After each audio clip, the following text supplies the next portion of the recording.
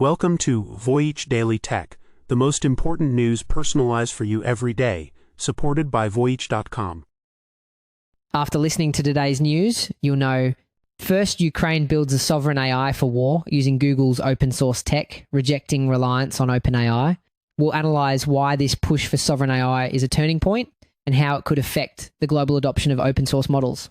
Second, Databricks seeks a $134 billion valuation despite shrinking margins, highlighting the AI boom's profitless prosperity problem.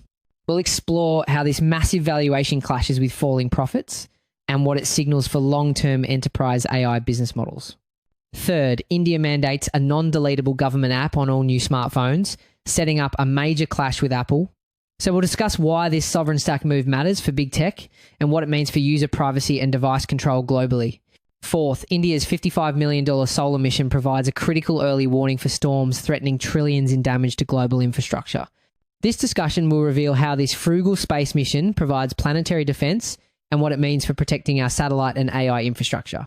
Fifth, Cloud rivals Amazon and Google partner to link their data centers, a strategic move to simplify multi-cloud for AI.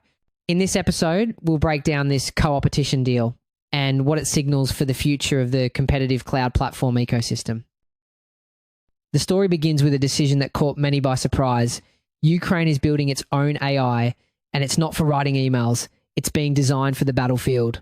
The country is using Google's open source Gemma framework to create a completely independent system for both military and civilian use.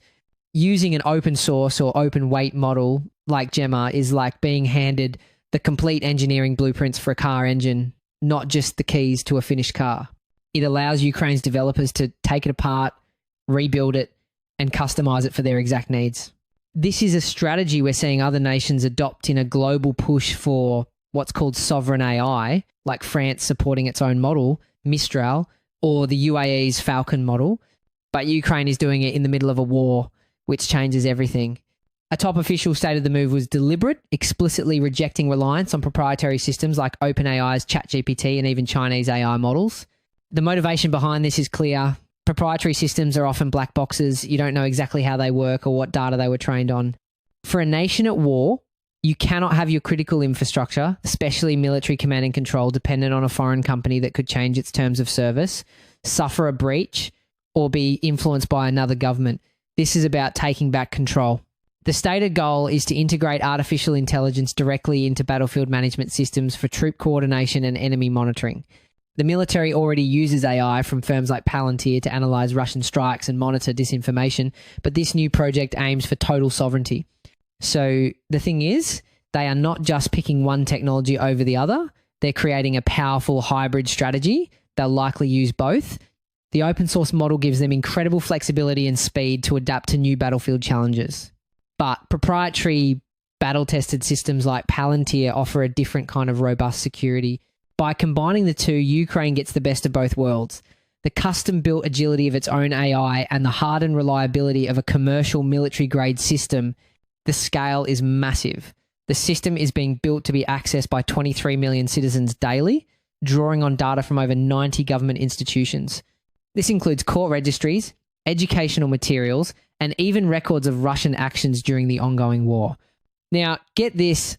This data collection is an unprecedented high-wire act. Training an AI on this kind of sensitive information is loaded with technical and ethical challenges. Research shows that these large language models can sometimes memorize and then accidentally reproduce verbatim private information from their training data. There's also the risk of AI hallucinations, where the model generates plausible sounding but factually incorrect information. Imagine an AI making a mistake with sensitive court records, or even worse, hallucinating a detail about enemy movements. The integrity of the data is a matter of life and death. What really brought this to a head was the realization that current AI systems are failing. A chief product officer on the project said that existing models can't handle the unique blend of Ukrainian, Russian, and Bulgarian spoken in certain regions, leading to mistranslations and AI-generated hallucinations. This entire high-stakes project is operating under a direct and immediate threat. Ukraine's Deputy Minister for Digitalization went on the record with a chilling statement. We understand immediately after release it will be attacked. They are already developing defenses against malicious instructions designed to fool the AI from day one. And we are talking about attacks that go far beyond just trying to trick the AI with clever prompts. State-level actors can use far more sinister methods. One is called data poisoning, where an adversary secretly feeds the AI bad information during its training phase, corrupting its logic from the inside out. Another is evasion attacks, which use inputs that might seem normal to a person, but are specifically designed to cause the AI to make a catastrophic error. This is the new front line of cyber warfare, where the weapon and the target are both artificial intelligence. Ultimately, this isn't just about a new app. It's about a nation at war using open technology to forge its own path and achieve strategic independence in AI. After all, this is a strategic calculation.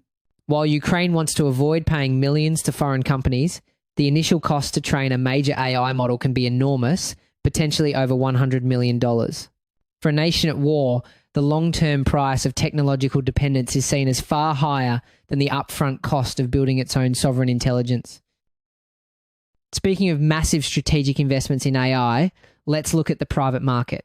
A data analytics firm is in talks for a valuation that is an absolute bombshell, $134 billion. The company is Databricks, and it's reportedly looking to raise $5 billion in a new funding round that would cement that jaw-dropping number.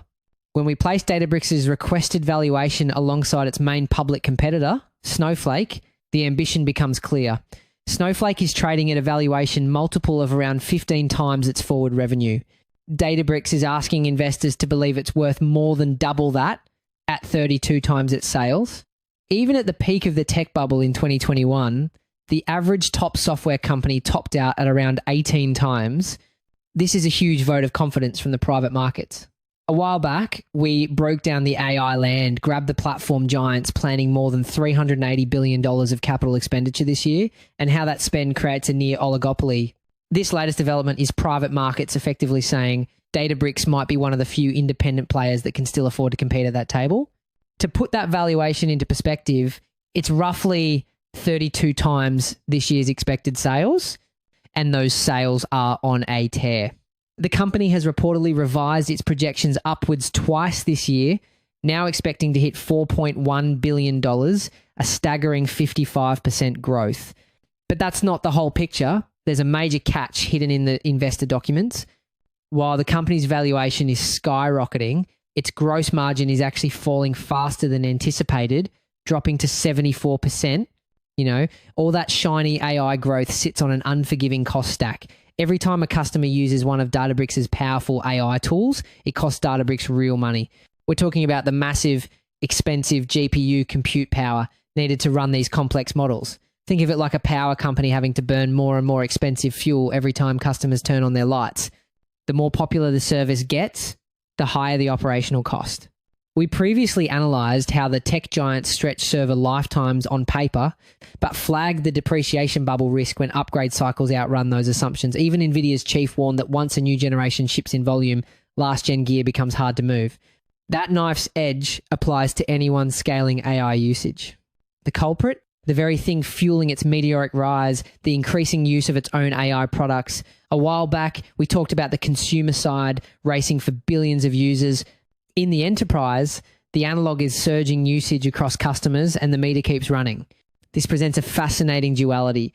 Massive growth and customer adoption from giants like Shell, Block, and Rivian are driving valuations into the stratosphere. But on the other side, the costs of delivering these powerful AI tools are eating into profits.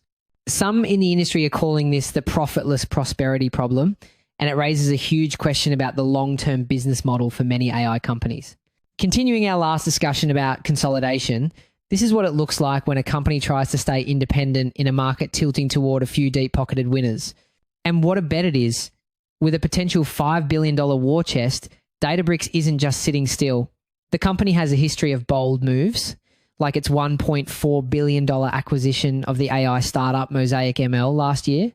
This new cash could fuel an even bigger acquisition spree, a talent war for the world's best AI researchers, or a massive investment in building its own proprietary AI models to cut down on long-term costs. The focus now shifts from features to efficiency. Can they lower unit costs before the depreciation knife cuts deeper? They are betting that by capturing the market now, they can figure out the profitability later. From corporate battles for market control to a government's push for device control, the Indian government has privately ordered every new smartphone from Apple, Samsung, and others to come with a pre-installed government app that you cannot delete. A while back, we walked through Delhi's broader push against big tech. Today's order takes that push from the courtroom onto the device itself. Believe it or not, this isn't just an isolated security measure. It's part of a much bigger global trend some experts are calling the rise of the sovereign stack. This is where nations from India to Russia to China are trying to build their own state-controlled technology ecosystems to assert digital sovereignty. We previously analysed how the EU's Digital Markets Act flexes power through penalties tied to global turnover. In India, the stack now reaches directly into preloads on your phone. This move in India isn't just about one app, it's a sign of a much larger geopolitical shift in how governments want to control technology within their borders. That's right, the directive sent privately to major manufacturers, including Xiaomi and Vivo, gives them 90 days to comply. The app is a state-owned cybersecurity tool called Sanchar Sati, and the core of the order is a provision that users cannot disable it. On the surface, the app lets you do things like block or track a lost or stolen phone, but security experts are pointing out a massive risk. By forcing a single, non-deletable, government-managed app onto every single phone, you create what's known as a single point of failure. If a hacker ever found a vulnerability in that one app, they could potentially gain access to hundreds of millions of devices at once. The big question that remains unanswered is whether this app has undergone any rigorous independent security audits to prevent that exact nightmare scenario. This immediately sets up a massive showdown in one of the world's largest markets, with over 1.2 billion telecom users and 735 million smartphones. And remember, a while back we noted India amended its competition law, so fines can be based on a company's global turnover, fueling that eye-popping up to $38 billion exposure Apple is fighting in the Delhi High Court. Layer this preload mandate on top, and the stakes and leverage get even higher. At the center of this battle is Apple, a company that the report notes has historically refused these exact kinds of government requests and has previously locked horns with India's regulators. This decision brings both massive opportunity and comes with inherent risks.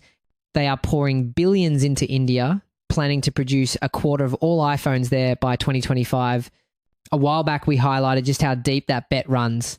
Suppliers creating nearly 350,000 jobs, record quarterly shipments of 5 million units, and exports hitting around $12.8 billion. That scale gives New Delhi real leverage. But this order directly attacks their global brand, which is built on privacy and a lockdown, secure operating system. We've seen them cave before, like when they removed certain apps in China under government pressure, but they've also resisted demands in other countries. Their decision here will set a major precedent for every other nation watching. Privacy advocates are already sounding the alarm. One technology lawyer put it bluntly, stating, the government effectively removes user consent as a meaningful choice. So what's the government's endgame? They claim the app is essential to combat a surge in cybercrime. And the numbers are staggering. Since its launch, the Sanchar Sati app has reportedly helped recover over 700,000 lost phones and has been used to terminate more than 30 million fraudulent mobile connections. A few days ago, we focused on India's fight with Apple over App Store rules and payments. Today, the focus shifts from market structure to device-level control in the name of safety. Actually, while those numbers sound great, it raises a critical question. Are there less intrusive ways to get the same result? The answer is yes. Many countries, for example, use network-level cooperation. Mobile carriers work together through a shared global database to blacklist the unique ID number of a stolen phone, called an IMEI, making it useless on any network. This achieves the same goal of fighting phone theft without forcing a non-deletable government app onto your personal device. And here's where the situation takes a more complex turn. For devices already out in the supply chain, the ministry is demanding the app be pushed to phones via software updates. This isn't just about a new feature. It's a fundamental power struggle over control of the device in your pocket.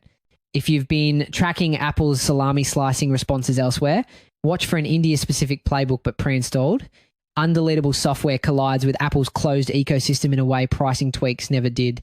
The unprecedented move pits a government's national security mandate directly against a tech giant's notoriously closed ecosystem and the very principle of user choice. Speaking of India's tech ambitions, let's shift our focus from Earth to space. Scientists are preparing for solar storms with the energy of the asteroid that wiped out the dinosaurs. And that's not speculation. India's solar observatory, Aditya L1, just tracked a coronal mass ejection, or CME, that packed the energy of 2.2 million megatons of TNT. For perspective, the atomic bomb dropped on Hiroshima was just 15 kilotons. The expert who analysed it described this massive solar eruption as just a medium-sized one. The last time a truly massive solar storm hit Earth was in 1859. It was called the Carrington Event, and it was so powerful that it set telegraph offices on fire and caused auroras visible as far south as the Caribbean. A recent report from Lloyd's of London estimates that a modern Carrington-level event could cause up to $2.6 trillion in damages in the US alone, with widespread power outages lasting for months or even years. That's the scale of the threat we're talking about. These CMEs are massive bubbles of fire, weighing up to 1 trillion kilograms, that blast out from the sun at speeds of 3,000 kilometers per second, and they are headed for a massive spike. In a normal period, the sun launches 2 or 3 of these a day, but in 2026, during the sun's peak activity cycle, experts predict that number will jump to 10 or more daily. This isn't just a light show.